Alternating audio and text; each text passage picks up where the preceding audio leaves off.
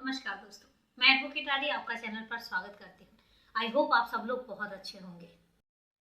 दोस्तों, आज की जो ये वारदात है ये ज़्यादा पुरानी नहीं है, महज 1 साल पुरानी है और 1 साल भी नहीं हुआ है। और इस वारदात में पुलिस के पास कुछ भी नहीं था, इसके बावजूद भी पुलिस की सूझबूझ देखिए कि वो अपनी सूझबूझ से महज 24 घंटे में इस केस को सॉल्व भी किया और कातिलों तक भी पहुंची और कातिलों से जुर्म कबूल भी करवाया।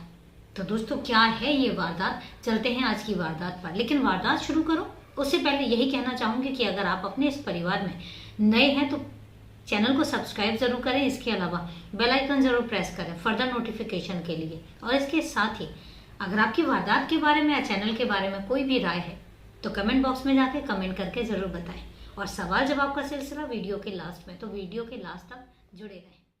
आज की जो वारदात है राजस्थान में एक बहुत ही अच्छा शहर है श्रीगंगानगर। साफ सुथरा सा शहर है।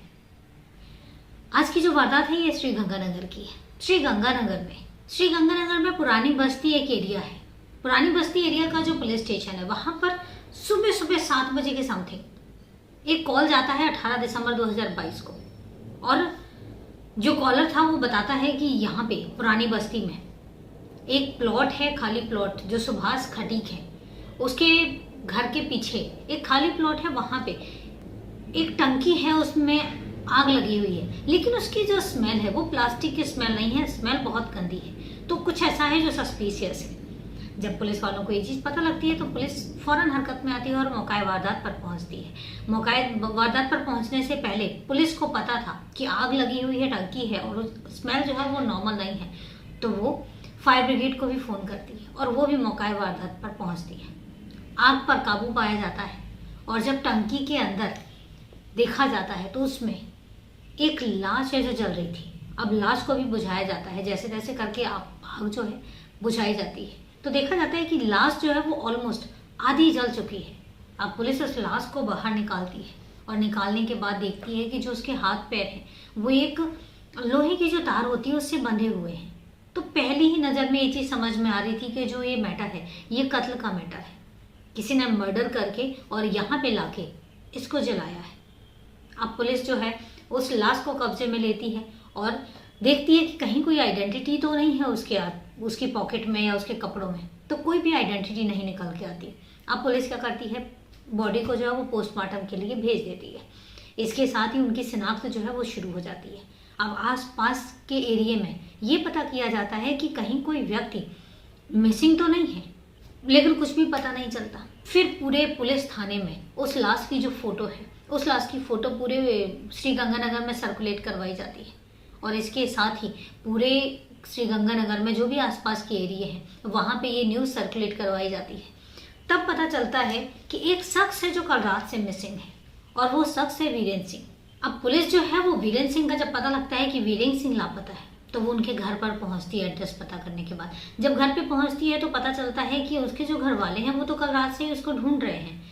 तो पूछते हैं कि वीरेंद्र सिंह आखिर क्या करता है, तो वो बताते हैं कि श्रीलंका है, श्रीलंका में वो जॉब करता है और अभी वो घर आया हुआ था। जब ये बात पता लगती है तो कहते हैं फिर वीरेंद्र सिंह है कहाँ? कहते हैं हमें नहीं पता। घर वाले कहते हैं लेकिन कल रात से वो मिसिंग है, कल शाम से वो घर से गायब है और रात में घर नहीं आया। जब हमने उसको फ़ोन किया तो उसका फ़ोन जो है वो स्विच ऑफ जा रहा है। अब घर वालों से फ़ोन नंबर लेते हैं। फ़ोन नंबर लेने के साथ साथ ही पुलिस एक चीज़ और भी करती है कि वो आसपास जो पुरानी बस्ती का एरिया है उसके आसपास ये चीज़ जानने की कोशिश करती है, सीसीटीवी से ये पता करने की कोशिश करती है कि आखिर ये यहाँ पर टंकी आई कैसे, क्योंकि टंकी के अंदर लाश, इसका मतलब कोई भी हाथ से उठा के तो लेकर नहीं आएगा, किसी ना किसी वाहन से तो वो आई होगी। तो पुलिस जब सीसीटीवी खंगालती है तो उसमें पता लगता है कि एक ठेले में वो टंकी जो है वो टंकी एक व्यक्ति लेके आ रहा है और एक व्यक्ति के साथ एक महिला भी है और उसी प्लॉट के बाहर। तो जब उस टंकी का रंग वगैरह देखा जाता है तो मैच हो जाता है कि ये वही टंकी है और एक रात पहले ही उस टंकी को लेकर जाया जा रहा था। तो क्लियर हो जाता है कि वही टंकी है। अब पुलिस को ये तो समझ में आ जाता है कि उसमें 2 लोग इन्वॉल्व हैं, एक महिला है और एक पुरुष है। अब पुलिस जो है वो आसपास के एरिया में छानबीन शुरू कर देती है। इधर साथ के साथ ही जो वीरेंद्र है, वीरेंद्र के कॉल डिटेल सर्च किए जाते हैं, जब कॉल डिटेल सर्च किए जाते हैं तो उसमें से एक नंबर निकल के आता है जिस पर वीरेंद्र सिंह की बहुत ज़्यादा बात हो रही थी। जब वो नंबर देखा जाता है तो वो देखा जाता है कि जो पुरानी बस्ती में ही एक कॉलोनी है, कृष्णा निकुंज कॉलोनी, और कृष्णा निकुंज कॉलोनी के ही वार्ड नंबर 7 में एक आशु उर्फ यास्मीन नाम की लड़की से बात हो रही थी। तो जब ये चीज़ पुलिस को पता लगती है तो अब पुलिस जो है वो उस नंबर की, जिस नंबर से बात हो रही थी उस नंबर की डिटेल निकलवाती है। जब उस नंबर की डिटेल निकलवाती है तो वो एड्रेस आता है सामने जिसमें आशु और यास्मीन का नंबर का जो एड्रेस अपडेट था। अब पुलिस उस एड्रेस पे जाती है तो वहाँ पर आशु मिलती है। जब आशु मिलती है तो पुलिस उससे पूछताछ करती है कि तुम उसको जानती हो। पहले ही उसमें बोल देती है कि मैं वीरेंद्र सिंह को नहीं जानती। अब पुलिस जो है, पुलिस यहाँ पर एज ए सस्पेक्ट उसको पूछताछ के लिए पुलिस स्टेशन लेकर आती है, क्योंकि इतनी लंबी लंबी बात होने के बाद जो आशु है वो कहती है कि नहीं, ये नंबर तो मेरा है लेकिन मेरी वीरेंद्र सिंह से कोई बात ही नहीं होती है और मैं वीरेंद्र सिंह को जानती ही नहीं। पुलिस स्टेशन लेकर आती है और उसके बाद आशु से सख्ती से पूछताछ की जाती है। जब आशु से सख्ती से पूछताछ की जाती है और ये भी पूछा जाता है कि तुम वहाँ पर अकेली हो या कोई और रहता है, कहती नहीं, मेरा पति भी मेरे साथ है। कहती तुम्हारा पति कहाँ है? कहते मुझे नहीं पता है और उनका नंबर भी नहीं लग रहा है। तो पुलिस को कहीं ना कहीं अब और भी ज़्यादा जो शक है वो गहरा होता जाता है कि ये दोनों ही हैं जो इन्वॉल्व हैं, क्योंकि उनका जो फिजिक है वो उस सीसीटीवी कैमरा के फुटेज से भी मैच किया जाता है, वो लगभग मैच हो रहा था। तो पुलिस कहीं ना कहीं 99% श्योर थी कि ये वही दो लोग हैं जिन्होंने वीरेंद्र सिंह की जो लाश को टंकी में डाल के टंकी को वहां पर लेकर गए थे। अब पुलिस जो है एक तरफ आशु से पूछताछ कर रही होती है और एक तरफ आशु का जो पति है रोहित की तलाश में लग जाती है। जब आशु से डिटेल में पूछताछ की जाती है तो आशु जो है वो सख्ती के आगे झुक जाती है और अपना जुर्म कबूल कर लेती है। अब वो बताती है कि वीरेंद्र सिंह की जो मुलाकात है, जो कि वो एक फ़ोन के थ्रू उनकी बातचीत शुरू हुई थी, एक रॉन्ग नंबर से शुरुआत होती है और रॉन्ग नंबर से शुरुआत होने के बाद उनके बीच में एक दोस्ती कायम हो जाती है। अब ये बात जब रोहित को पता लगती है तो रोहित ये जानने की कोशिश करता है, वो अपनी पत्नी पर आशु पर नाराज नहीं होता, वो ये जानने की कोशिश करता है कि आखिर ये वीरेंद्र सिंह है कौन। तो पता चलता है, वो आशु ये बताती है कि जो ये वीरेंद्र सिंह है ये श्रीलंका में जॉब करता है और इसके पास अच्छे खासे पैसे भी हैं, ये एक बड़ा आदमी है, मतलब पैसे वाला आदमी है। जब ये चीज़ रोहित को पता लगती है तो वो लालच आ जाता है उनके दिमाग में।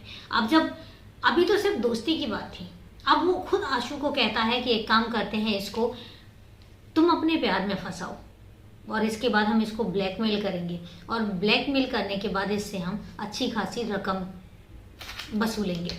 जब ये चीज़ आशु के दिमाग में आती है तो आशु भी इस मैटर में एग्री कर जाती है और इसके बाद वो वीरेंद्र सिंह को दोस्ती के साथ चलते चलते कुछ ऐसी बातें करती है कि वीरेंद्र सिंह भी फिसलता चला जाता है। गलती यहाँ पर वीरेंद्र सिंह की भी थी। 50 साल का युवक है, आप किसी के साथ अगर कोई आपको अपनी बातों से फंसा रहा है तो आप एक बार उसको वेरीफाई तो करेंगे। लेकिन कई बार कहते हैं ना कि हम आगे पीछे का सोचते नहीं हैं और हम बस काम करते चले जाते हैं और यही नुकसान होता है हमारा। यही सेम वीरेंद्र सिंह के साथ भी हुआ। वीरेंद्र सिंह से जब आशु ने कुछ ऐसी बातें कही, कुछ प्यार मोहब्बत वाली बातें कही, तो वीरेंद्र सिंह उस प्यार मोहब्बत वाली बातों में खोता चला गया। फिर आती है बात 17 दिसंबर की। 17 दिसंबर को प्लान के तहत आशु जो है वो वीरेंद्र सिंह को अपने घर पर बुलाती है कि मेरा पति जो है वो घर पे नहीं है, तुम घर पे आ जाओ, हम कुछ टाइम स्पेंड करेंगे। वीरेंद्र सिंह जो है वो आशु के घर पे जाता है और घर पे जाने के बाद जब वो आपत्तिजनक हालत में होते हैं तब उसी टाइम पे प्लान के मुताबिक रोहित जो है वो घर में एंटर कर जाता है। घर में एंटर करता है, उन दोनों को देखता है तो गुस्सा करता है, उसको डांटता है, आशु को डांटता है और यहाँ पर वीरेंद्र को भी भला बुरा कहता है और उसके बाद कहता है कि मुझे अब तुम्हें देखो मैं कैसे ब्लैकमेल करता हूँ, तुम्हारी पुलिस में रिपोर्ट करता हूँ। वीरेंद्र सिंह कहीं ना कहीं थोड़ा सा सहम जाता है, लेकिन कहीं ना कहीं वो अपने आप को बचाने की कोशिश करता है। वो भी कहता है कि आशु ने मुझे बुलाया था। आशु वहाँ पर मुकर जाती है और इसके बाद दोनों में लड़ाई हो जाती है, रोहित और वीरेंद्र सिंह में लड़ाई होती है और वो उसको वीरेंद्र सिंह को मारने पीटने लग जाता है। और इसी हाथापाई के दौरान ही जो रोहित एक लोहे की कढ़ाई रखी होती है उसको उठाता है और वीरेंद्र सिंह के सर पे दे मारता है। जब वो सर पे मारता है तो वीरेंद्र सिंह के सर से खून बहने लग जाता है और वो वहीं गिर जाता है। अब इसके बाद इनको लगता है कि अरे ये तो मर गया। कहाँ इन्होंने उससे पैसे वसूल करने थे, लेकिन उनका प्लान जो है वो प्लान उल्टा ही पड़ गया। अब वो वीरेंद्र सिंह को जब मर जाता है वीरेंद्र सिंह, तो फिर उसको उठाते हैं। इनके घर में एक प्लास्टिक की टंकी रखी हुई थी। इस लाश को पहले तो वो लोहे की तार से हाथ पैर बांधते हैं। हाथ पैर बांधने के बाद टंकी में डालते हैं, और टंकी में डालने के बाद उस टंकी को अपने ही ठेले में रख के लेके जाते हैं। और वो जो पुरानी बस्ती है, पुरानी बस्ती में एक सुभाष खटीक का मकान है, उसके मकान के पीछे खाली प्लॉट है। खाली प्लॉट में उस टंकी को डाल देते हैं, और टंकी को डालने के बाद उसमें पेट्रोल डालते हैं। पेट्रोल डालने के बाद उसमें फिर आग लगा देते हैं। उनका यही मकसद था कि आग लगेगी, जो बॉडी है वो जल के खाक हो जाएगी और उसकी शिनाख्त नहीं हो पाएगी कि आखिर ये बॉडी है किसकी। लेकिन हम करते कुछ और सोच के हैं और ऊपर वाला करता कुछ और है। तो बॉडी जो है वो पूरी जल नहीं पाई, और इसी तरीके से सुबह किसी ने आते जाते उसको देख लिया और उसने पुलिस वालों को फ़ोन कर दिया। और जब पुलिस वालों को फ़ोन किया तो पुलिस वाले मौका वारदात पर पहुंच के इस केस को महज 24 घंटों में सॉल्व किया। और हकीकत बात यही है कि जब पुलिस अपने पर आ जाती है तो तहकीकात में कोई कसर नहीं लगाती, और उसके बाद अच्छे से अच्छा अपराधी क्यों ना हो पकड़ा जाता है। और दोस्तों, मैं फिर भी बार बार यही चीज़ बोलती हूँ कि जब अपराधी अपराध करता है तो वो एक तरीका इस्तेमाल करता है, लेकिन जब पुलिस इन्वेस्टिगेट करती है तो वो 100 तरीके इस्तेमाल करती है। अब आप बताइए, एक तरीका 100 तरीके में भारी कैसे पड़ सकता है।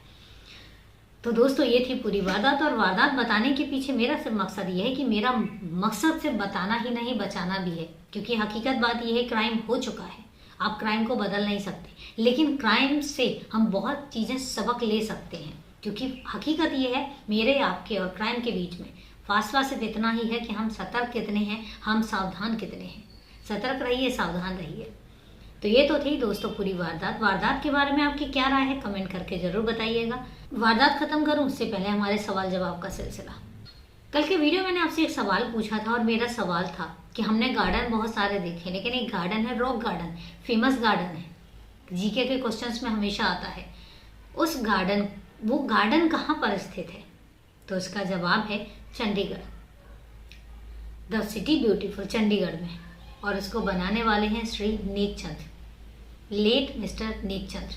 ये तो था कल के सवाल का जवाब। अब बात आती है आज के सवाल की। मेरा आज का सवाल ये है कि जो व्यक्ति क्लाइमेट पर स्टडी करता है उसको हम क्या कहते हैं?